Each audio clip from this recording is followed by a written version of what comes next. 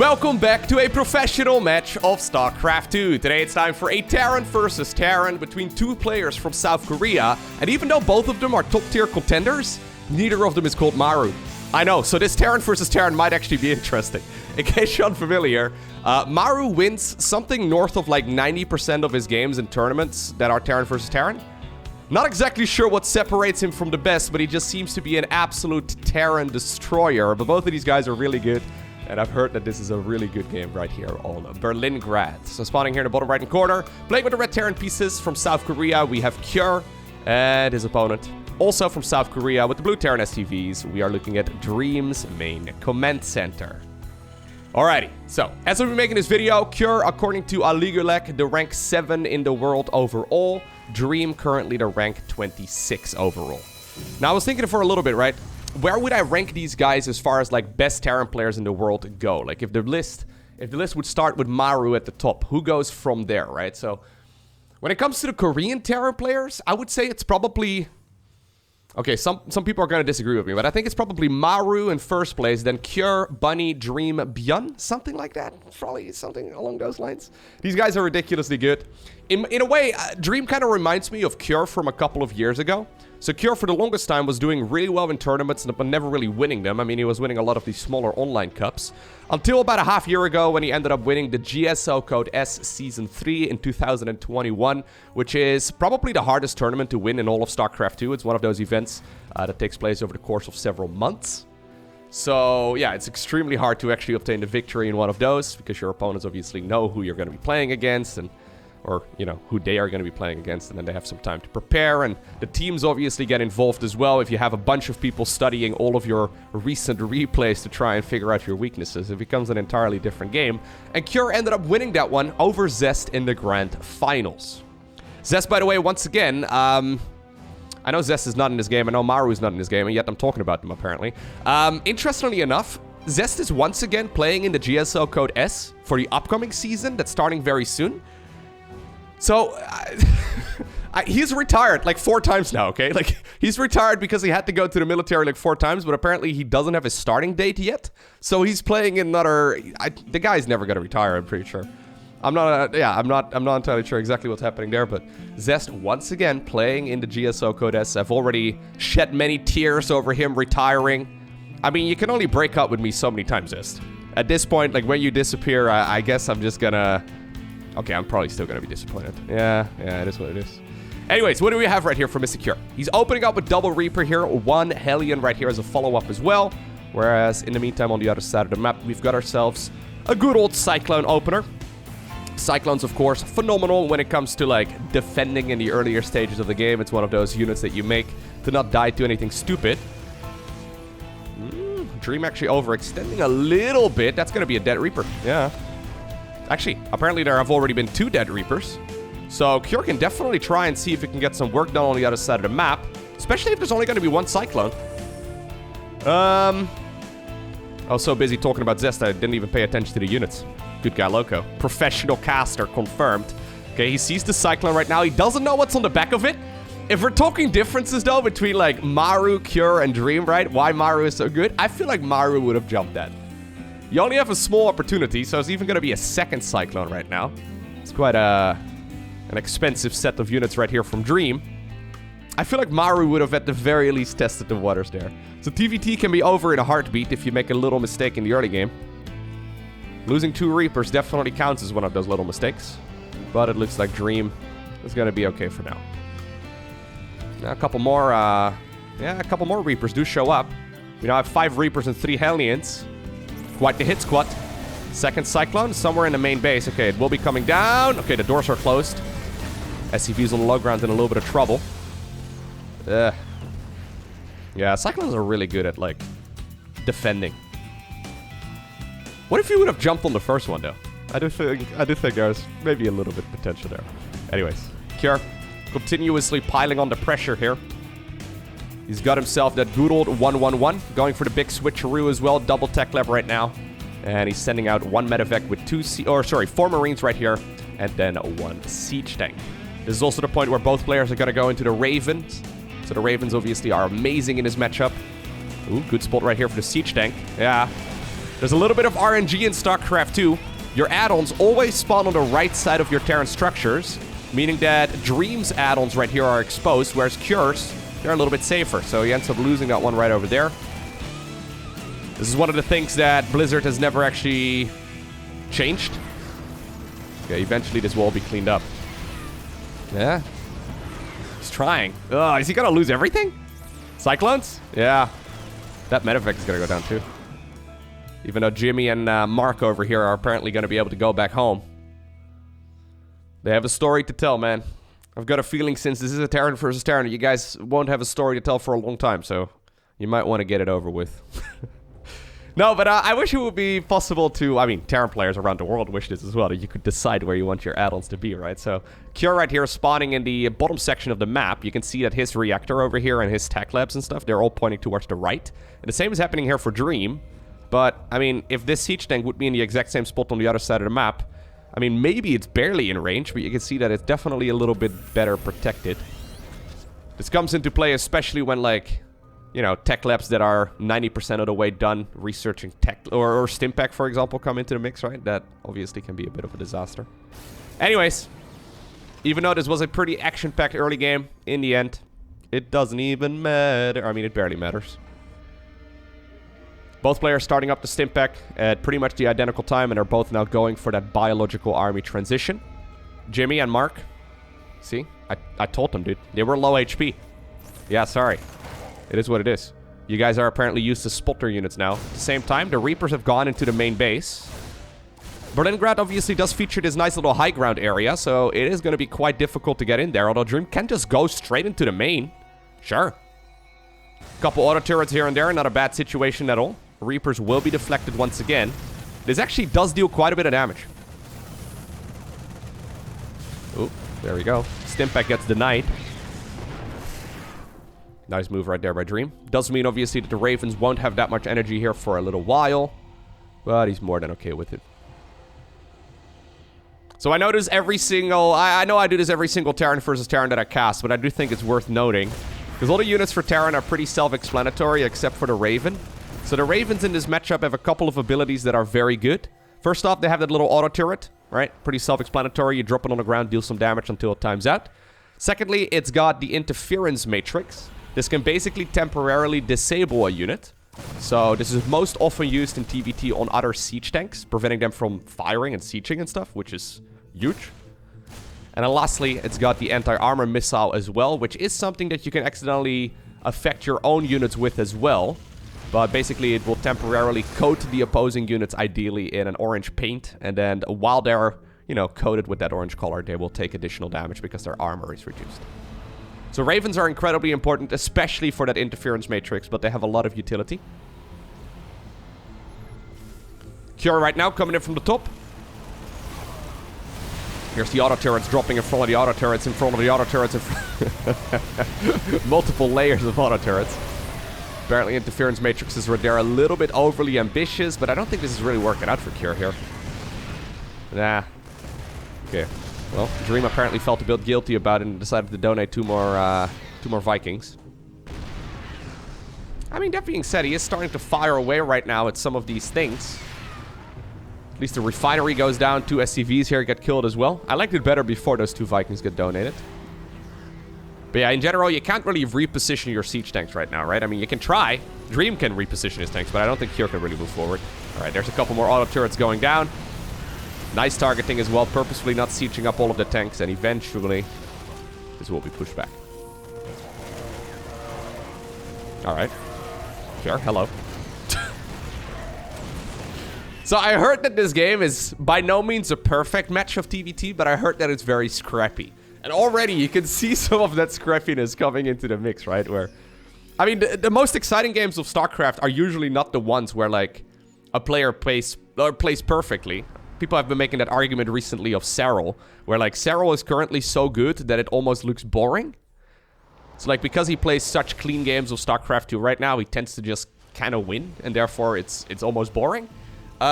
Usually, at least in my experience, the most exciting games of StarCraft 2 is where you have 2 players that are really good at the game, continuously messing up. Whenever they continuously screw up, usually those games are the best because, you know, you get throw after throw after throw, and you actually don't know who ends up winning it. I think that's also one of the reasons why, like, the viewer-submitted games seem to do really well on my channel. I cast games from people in, like, Silver League and Gold League and even Bronze League and below all the time. Because, like, even 25 minutes into the game, you have no idea who's winning. Right? And those make for the best games of StarCraft. Right now, for example, it's safe to assume if you see Serral play, or Maru, I guess, in a Terran versus Terran in particular, that they just kind of win. It's a little bit predictable, almost a bit boring. Alright, Dream right now, apparently the one who wants to be a little bit aggressive. You know, he's thinking about going towards this high ground. Okay, Stimpack already used right here by Curie. Wants to hunt this down. Doesn't need to go too far. Small group of Marines on the other side of the map will be cleared out by the reinforcing units here of Dream, but at the very least I think the supply depot will burn down. Sensor tower goes up, and I think another base. Actually, no, he secured the base right here at the 12 o'clock position. Yep, Cure taking the base in the opposite side of the map as well, so he's going to go all the way to the 6 o'clock. Yeah, so Terran versus Terran has a bunch of, like, build orders that allow you to, like, expend several times relatively well. PvP, for example, can be quite tricky with that. ZVZ can be quite tricky as well sometimes. Terran versus Terran, by no means an easy matchup. One of the absolute hardest in the game to play. But, it gets kind of wild, right? Once you have, like, especially once you survive the early game, the mid game of TVT can be an absolute bloodbath.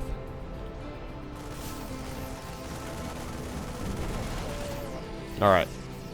So since both players will start building up their what's it called? Orbital command count, and they will have sensor towers and all that down around the map, they can keep a lot of vision on each other, right? Obviously, the fog of war in StarCraft 2 is one of the key components of it. But there's no denying that in TVT, sometimes that can almost all be negated, especially once the game goes the distance. Players seem to just have an infinite amount of scans. Vikings obviously providing that vision right here for those siege tanks to be able to shoot at their maximum range. Siege tanks, obviously, with friendly fire can also be a bit of a disaster. Okay, that was not ideal. Dream right here, once again, using some of his reinforcements to take out some of those units over here. I like his position quite a bit right now, though. Yeah, he's slightly ahead with the +2/+2. Goes straight into the 3/3 as well, which is super important to stay on top of it. He's obviously been slightly ahead with the 4th base as well. Cure apparently long distance mining a few of the mineral fields there. Okay. There's that orange paint that I was talking about. Air superiority right now as well in favor right here of the Terran player in blue, which is huge. Obviously, Cure can still make his siege tank shoot away at the maximum range just by scanning. But every single scan could have been a mule, and a mule mines for like 300 minerals.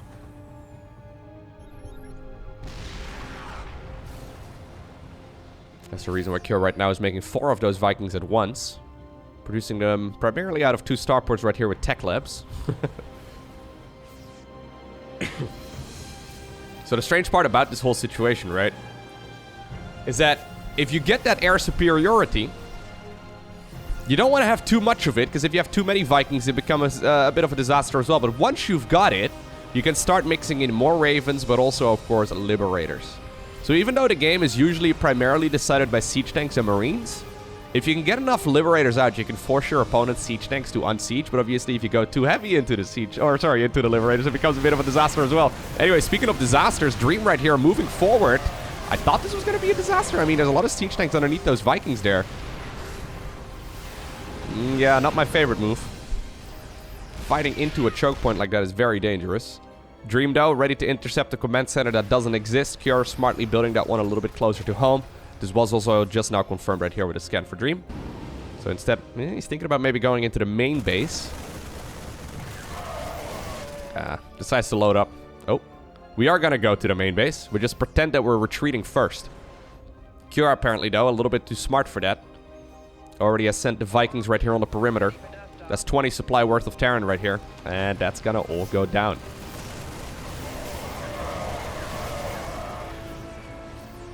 All right. Cure doing Cure things. Not really running into any problems here. Defending very well. Solid, straightforward macro. Couple mistakes here and there, but there's the Corvid reactor. That's the Raven energy upgrade, giving these Ravens a little bit more energy, which is nice. Gives you more of a chance to cast some of those abilities. I haven't casted a whole lot of TVTs recently. But TVT in general, it's very Raven heavy right now. If you can get yourself some Ravens out. So Terrans usually, naturally, especially when playing Bio, they start accumulating quite a bit of gas. You don't need super much gas for a lot of those base unit comps. So if you have a lot of leftover gas, I mean, Ravens are extremely good. You can obviously also disable your opponent's Ravens. So, like, if you have more Ravens than your opponent has Ravens, you can disable their Ravens, and therefore you can, you know, move in with the siege tank, right? It's a crazy dynamic. Honestly, one of the hardest matchups in all of the game. StarCraft 2 by no means easy, but, like, Terran versus Terran is kind of wild sometimes, okay? The Dream right there, going for the Stimpak. Growling like a lion, trying to buy himself a little bit of time here to get into position, scaring his opponent into submission there, and apparently it works. There's a Liberator added into the mix, too. Okay. Guess that's one way of getting the superiority right there in the air. Yeah. Using Interference Matrix right there on Vikings. Pure siege tank count, though, seems huge. He has 16 siege tanks versus only 6. That does mean that there are 50 Marines right here for Dream. That supply is spent somewhere else. So if Cure is unsieged for even a split second, then he gets caught off guard. It can turn into a disaster very quickly. Alright, he is setting up for what seems to be a surround. At the very least, there are Terran units in blue in some of those locations. Honestly, it's not like Cure can really move forward very effectively here either, right? He can try. I say that. Maybe he can. Okay, he's thinking about it. Siege tanks right here on the ramp. Very exposed, but they do take care of a lot of the Marines. And actually, oh my god, this is an absolute bloodbath. Cure right there dragging all of those Marines into siege tank fire in the back.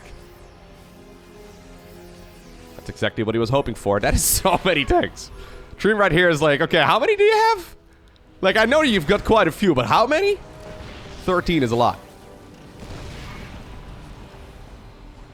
Obviously, Dream at this point has significantly more Vikings. 15 versus only 3. As long as Cure is scanning, it's fine. But this does give Dream right now the opportunity to go for a couple more Ravens. Start pumping those out 2 at a time the entire game long.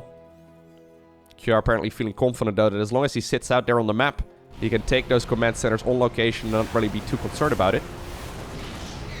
Yeah, that's expensive, though. 3 Ravens go down. Cure overextends here as well. Tons of Marines end up falling. And even though he's sitting out here, There's 2 more siege tanks, man. This has been such a bloodbath. Look at that. So many units have already gone down.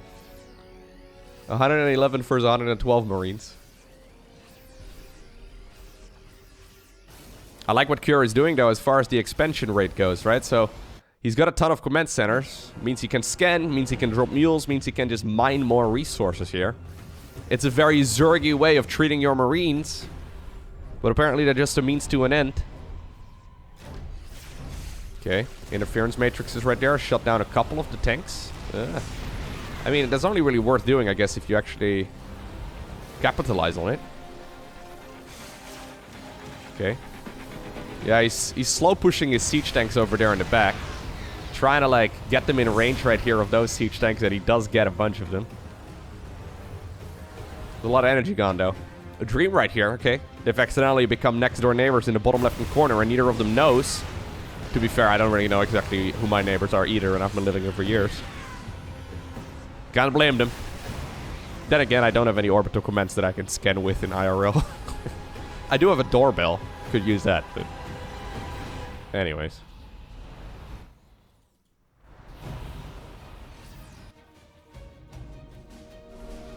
I like how both of these guys are like, yep, we're sitting there in the middle of the map, fighting against each other. Perfect time to put down some more command centers. Cure adding on a Thor as well, which is another cool addition, right? So Thors deal damage. They have a lot of, especially in their high impact mode, they get additional range. So they can shoot at a distance for quite a while.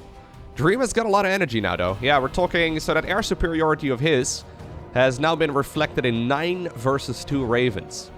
So sure, the siege tank count may have been really good for Cure a little while ago, but right now that is even. Plus, I mean, the Raven count is starting to look quite ridiculous. That being said, Cure has got more economy here than his opponent, so he's got more Marines to play with as well. 2 SCVs fighting each other. A little bit strange. A little bit awkward. There's gonna be a clash between these two armies at some point.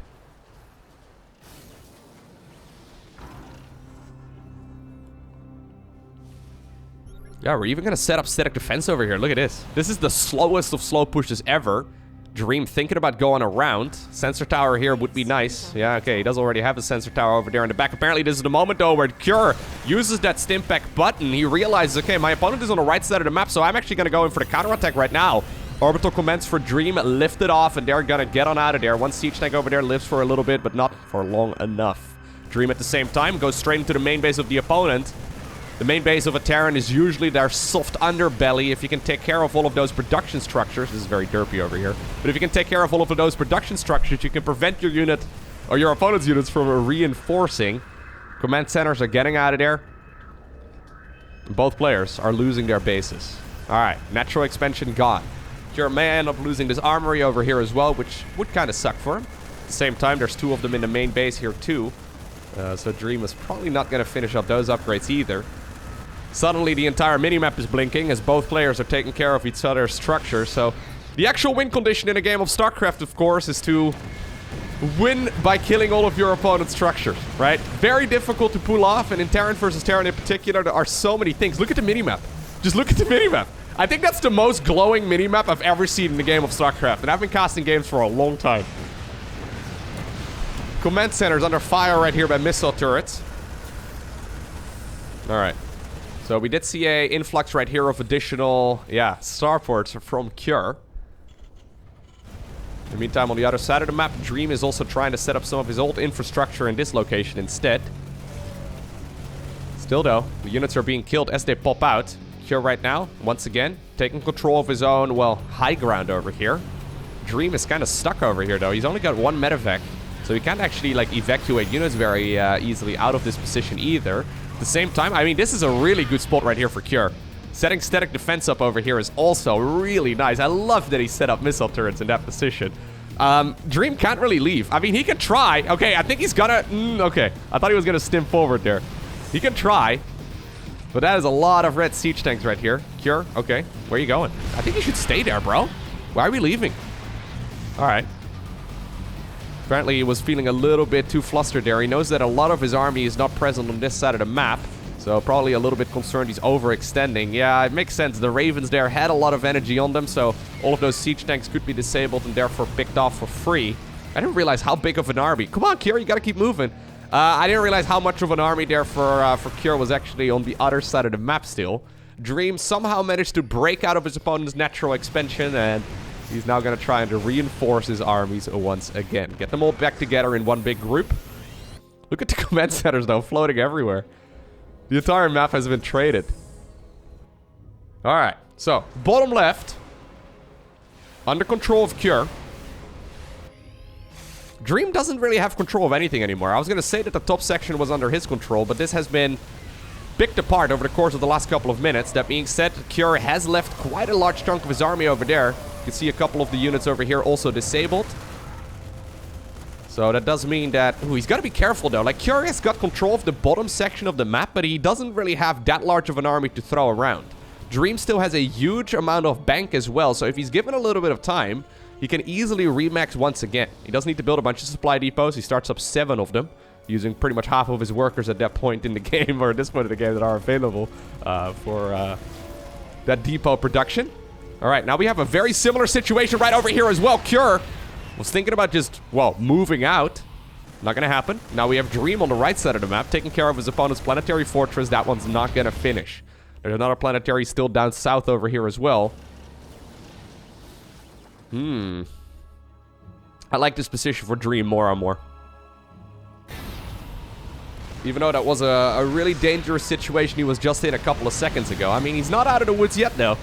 Yeah, Cure actually now has got, well, I mean, obviously siege tanks don't really care about the planetary here. Cure is getting into a nice position over there. He's going to be able to gun down one of the planetaries. At the same time, Cure is also losing one of his own planetaries at home, but I don't think that this base really matters all too much anymore at this stage in the game. That being said, Cure doesn't have a whole lot of money. Yeah, Cure doesn't have a lot of minerals. He's getting most of his income, I guess, from the bases right over here. Whereas Dream doesn't really need to mine that much. Okay. Once again, starts up some new infrastructure. He's taking the base in the top right-hand corner as well.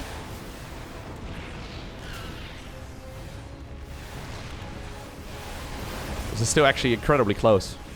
The siege tank count for Cure is actually still surprisingly high. He doesn't have a whole lot of Marines anymore. He does have to be careful though. Dream thinking about pushing forward here. He's got a lot of that Raven energy available yet as well. So he's gonna once again disable a few siege tanks, drop a few auto turrets. And that's a couple of those tanks down the drain, evening up the number until the tank's right over there.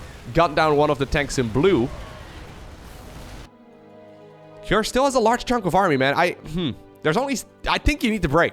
Yeah, he's checking for it right now. Okay, he realizes that he can go. He needs to split up those units in advance as well. That's a lot of low HP Marines. Eventually, those units will be able to break free, but at what cost? Dream also, though, securing the high ground over here, it seems. There's a lot of tanks available for Cure. He's thinking about moving forward. Needs to be so cautious. Planetary Fortress over here will be repaired up as well. Marines here running all dangerously low on health. Siege tanks obviously deal splash damage, but so does a Planetary Fortress. So if those Marines move too far forward, it's also going to be a disaster. Cure moving in once again up north, taking care of, well, one of the last bastions here of his opponent. That top section of the map was where most of the production was at, right? So he does have a little bit more over here on the left side as well, but 30 SCVs on one basis. Looks good, but it's not very effective. Alright. Cure has only got 2 mining bases, and soon I think it's only going to be a single one. He is losing the supply up north as well. Looks like Dream managed to hold on to that location. Okay, alright. So as the dust settles, we find Dream with a significant lead. He doesn't know it though, right? Like, we've got full vision. I mean, he probably has the idea that he's got a pretty significant lead here, but he needs to be so careful, especially if Cure manages to fight half of the army. The boys are pulled away from their mineral lines as well. They're gonna try and surround one of those siege tanks. Dream, though, does manage to get the majority of his units in the right place at the right time, and he does clean up that fight. That was a good attempt right there for Cure.